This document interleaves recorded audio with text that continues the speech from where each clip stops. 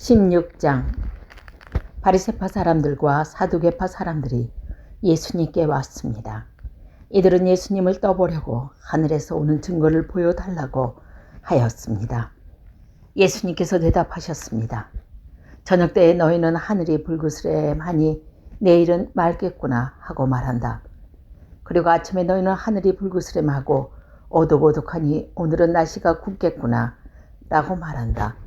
하늘의 모습을 구별할 줄 알면서 어찌 시대의 증거는 구별하지 못하느냐. 악하고 음란한 세대가 증거를 요구한다. 그러나 요나와 같은 증거 외에는 아무것도 받지 못할 것이다. 그리고 나서 예수님께서는 그들에게서 떠나셨습니다. 제자들이 호수 건너편으로 왔는데 빵을 가져오는 것을 잊었습니다. 예수님께서 제자들에게 말씀하셨습니다. 사두개파 사람과 바리새파 사람은 누룩을 조심하여라. 제자들은 서로 수군거렸습니다. 빵을 가져오지 않았어. 예수님께서 제자들이 말하는 것을 알아채시고 말씀하셨습니다. 믿음이 적은 자들아, 어째서 빵이 없는 것을 두고 서로 수군대느냐. 아직도 깨달지 못하느냐. 빵 5개로 5,000명을 먹인 것을 기억하지 못하느냐. 그때 남은 것을 몇 바구니에 걷어들였느냐. 그리고 빵 7개와 4,000명을 먹인 것을 기억하지 못하느냐. 그때 남은 조각을 몇 강줄에 넣어두었더냐. 내가 빵에 대해서 말한 것이 아님을 어찌하여 깨닫지 못하느냐. 사두개파 사람들과 바리새파 사람들이 누룩을 주의하여라. 그제서야 제자들은 빵의 누룩에 대해 말씀하신 것이 아니라 바리새파 사람과 사두개파 사람들의 교훈을 주의하라는 말씀인 줄 깨달았습니다. 예수님께서 빌립보 지방에 있는 가이사랴에 가셨습니다. 예수님께서 제자들에게 사람들이 인자를 누구라고 하느냐 하고 물으셨습니다. 제자들이 대답했습니다. 어떤 사람들은 세례자 요한이라고도 하고 또 어떤 사람은 엘리야라고 합니다. 또 어떤 사람들은 예레미야나 예언자 가운데 한 사람이라고 합니다. 예수님께서 제자들에게 물으셨습니다. 그러면 너희는 나를 누구라고 하느냐? 시몬 베드로가 대답했습니다. 주님은 그리스도시며 살아계신 하나님의 아들이십니다. 예수님께서 베드로에게 말씀하셨습니다. 요나의 아들 시몬아, 내가 복되도다. 내 혈육이 이것을 내게 알려준 것이 아니라 하늘에 계신 내 아버지께서 알려주신 것이다. 내가 내게 말한다. 너는 베드로다. 내가 이 돌 위에 내 교회를 지을 것이니 지옥의 문이 이것을 이기지 못할 것이다. 내가 내게 하나님의 열쇠를 줄 것이다. 무엇이든지 내가 땅에서 잠기면 하늘에서도 잠겨 있을 것이요. 무엇이든지 내가 땅에서 열면 하늘에서도 열려 있을 것이다. 그리고 나서 예수님께서 제자들에게 자신이 그리스도라는 것을 아무에게도 말하지 말라고 엄히 일렀습니다. 그때부터 예수님께서는 자신이 예루살렘에 반드시 가야만 하며 거기서 장로들과 대제사장 그리고 율법학자들에게 고난을 받아 결국엔 죽음을 당하면 3일째 되는 날엔 다시 살아나실 것을 제자들에게 설명하기 시작하셨습니다. 그러자 베드로가 예수님을 붙들고 말렸습니다. 절대로 그럴 수는 없습니다, 주님. 이런 것이 결코 일어나지 않을 것입니다. 예수님께서 돌아서며 베드로에게 말씀하셨습니다. 사탄아, 내 뒤로 썩 물러가라. 내가 나를 넘어지게 한다. 너는 하나님의 일을 생각하지 않고 오직 사람의 일만 생각하는구나. 그때 예수께서 제자들에게 말씀하셨습니다. 만일 누구든지 나를 따라오려면 자기를 부정하고 자기 십자가를 지고 나를 따르라. 누구든지 자기 목숨을 건지려 하는 사람은 잃을 것이다. 그러나 누구든지 나를 위하여 자기 목숨을 잃는 사람은 얻을 것이다. 만약 어떤 사람이 온 세상을 얻고도 자기 영혼을 잃으면 무슨 소용이 있겠느냐? 사람이 무엇과 자기 영혼을 바꿀 수 있겠느냐? 인자는 아버지의 영광을 가지고 천사들과 함께 올 것이다. 그때는 사람의 행위대로 갚아줄 것이다. 내가 너희들에게 진정으로 말한다. 여기 서 있는 사람 가운데 면모선 인자가 자신의 나라에 오는 것을 볼 때까지 죽음을 맛보지 않을 사람도 있다.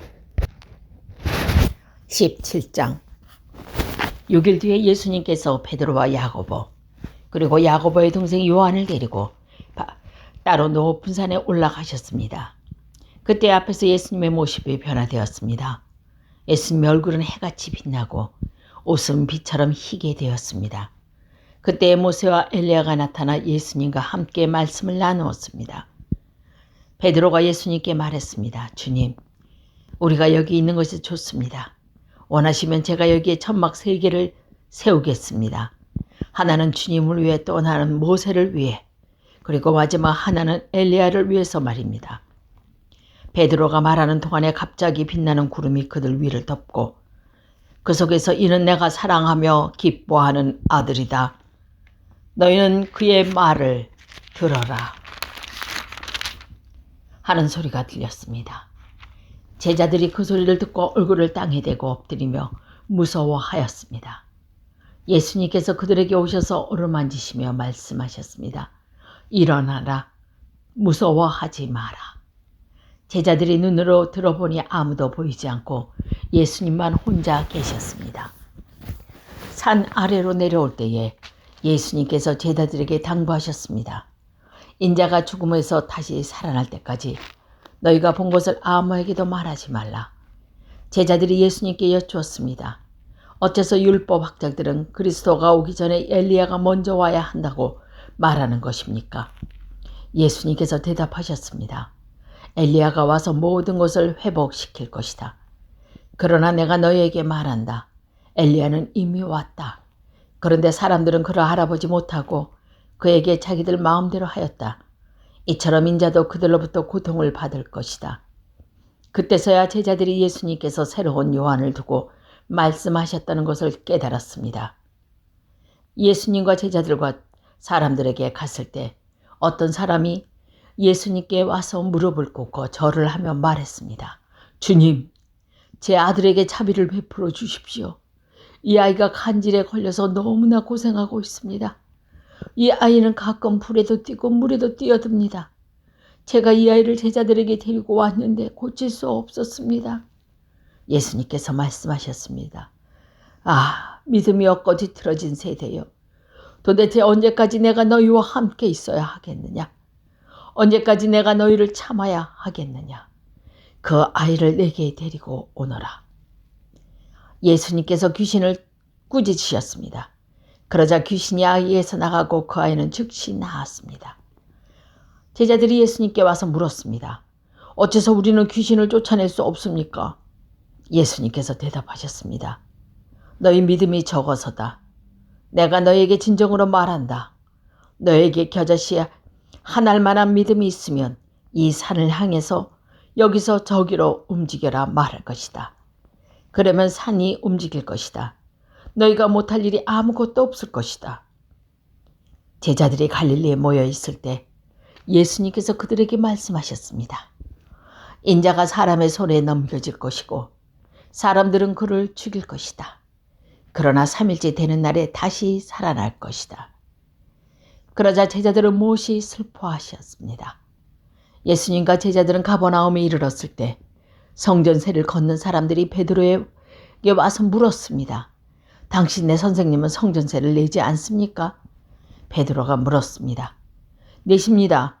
베드로가 집에 들어가자 예수님께서 먼저 말씀을 꺼내셨습니다. 어떻게 생각하느냐 시몬아. 이 세상의 왕들이 관세와 세금을 누구에게서 받느냐? 왕의 자녀들에게서냐? 아니면 다른 사람에게서냐? 베드로가 대답했습니다. 다른 사람에게서입니다. 예수님께서 베드로에게 말씀하셨습니다. 그러므로 왕의 자녀들은 세금을 낼 필요가 없다. 그러나 성전세 걷는 사람들을 자극해서는 안 되겠다. 그러니 호수에 가서 낚시를 던져라. 그리고 첫 번째 낚는 물고기의 입을 벌려보아라. 은돈 1개가 있을 것이다. 그것을 가져다가 성전세 걷는 사람에게 나와 내 몫을 주어라. 18장. 그때 제자들이 와서 예수님께 물었습니다. 하늘나라에서는 누가 가장 높은 사람입니까? 예수님께서 한 아이를 부르시더니 제자들 앞에 세워놓으셨습니다. 그리고 말씀하셨습니다. 내가 너에게 진정으로 말한다. 너희가 돌이켜 어린아이처럼 되지 않으면 하늘나라에 들어갈 수 없다. 이 어린아이처럼 자신을 낮추는 사람이 하늘나라에서 가장 높은 사람이다. 누구든지 내 이름으로 이와 같은 아이를 환영하는 사람은 나를 환영하는 것이다. 누구든지 나를 믿는 이런 어린아이 한 명이라도 죄를 짓게 하는 사람은 차라리 자기 목에 연자 맷돌을 메고 깊은 바다에 빠지는 것이 더 나을 것이다. 사람들은 넘어지게 하는 방해물 때문에 이 세상에 화가 미친다. 방해물이 없을 수는 없다. 그러나 사람들은 걸어 넘어지는 방해물과 같은 사람에게는 화가 있다. 만일 너희가 손이나 발이나 너를 넘어지거든 잘라서 던져버려라. 장애인이 영원한 생명에 들어가는 것이 두 손과 두 발을 가지고 영원히 한 불 속에 던지는 것보다 훨씬 낫다. 만일 너희의 눈이 죄짓게 하거든 뽑아서 던져버려라. 한 눈만 가지고 영원한 생명에 들어가는 것이 두 눈을 가지고 지옥불에 던지는 것보다 훨씬 낫다. 이 어린아이 한 명이라도 업신여기지 마라. 내가 너희에게 말한다. 그들의 천사들이 하늘에 계신 내 아버지의 얼굴을 항상 뵙고 있다. 너희는 어떻게 생각하느냐? 만일 어떤 사람에게서 100만 마리 양이 있는데 그 중에 한 마리가 길을 잃었다면 산에 99마리의 양을 남겨두고 길 잃은 그 양을 찾으러 가지 않겠느냐? 내가 진정으로 말한다. 만일 양을 찾게 되면 길을 잃어버린 99마리의 양보다 그 양 한 마리 때문에 더욱 기뻐할 것이다. 마찬가지로 이 어린아이 중 하나라도 잃어버리는 것은 하늘에 계신 너희 아버지의 뜻이 아니다. 만일 내 형제가 내게 죄를 짓거든 가서 단둘이 있을 때에 잘못을 지적하여라. 만일 그가 내 말을 들으면 내 형제를 얻을 것이다. 그러나 내 말을 듣지 않으면 한두 사람을 데리고 다시 가거라. 그래서 내가 하는 모든 말에 두세 사람의 증인을 대라. 만일 그들의 말도 들으려 하지 않으면 교회에게 말하라. 만일 교회의 말을 듣지 않으려 하면 이방 사람이나 세리처럼 여겨라. 내가 너희에게 진정으로 말한다. 너희가 이 세상에서 묵은 것은 하늘에서도 묶여 있을 것이다. 이 세상에서 너희가 푼 것은 하늘에서도 풀려 있을 것이다. 내가 너희에게 진정으로 말한다. 너희 가운데 두 사람이 이 세상에서 마음을 같이하여 무엇을 구하면 하늘에 계신 내 아버지께서 이루어 주실 것이다. 두세 사람이 나의 이름으로 모인 곳에서 나도 그들 가운데 있을 것이다. 그때 베드로가 예수님께서 와서 물었습니다. 주님, 형제가 제게 죄를 지었으니 몇 번이나 용서해 주어야 합니까? 7번까지입니까?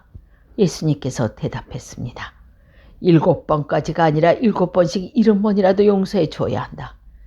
그러므로 하늘나라는 자기 종들과 셈을 가지려는 왕에 빗댈 수 있다.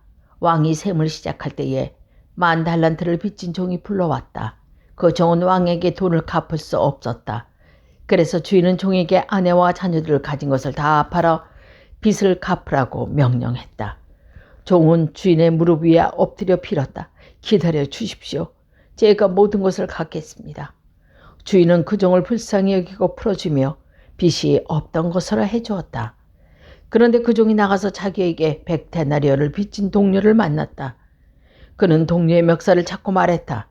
나에게 빌린 돈을 어서 갚아라. 동료는 그 종의 무릎 아래 엎드려 빌었다.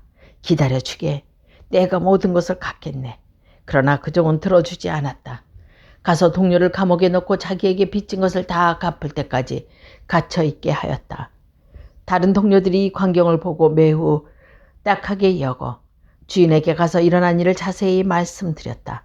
그러자 주인이 그 종을 불러 말했다. 이 악한 종아, 내가 나에게 빌기에 모든 것을 없었던 것처럼 해주었다. 내가 내게 자비를 베풀었던 것처럼 나도 내 동료들에게 자비를 베풀어야 하지 않겠느냐.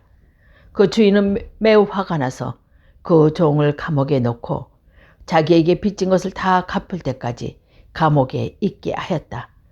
이와 같이 너희가 형제를 마음으로 또 용서하지 않는다면 하늘에 계신 내 아버지께서 너희에게 이같이 하실 것이다.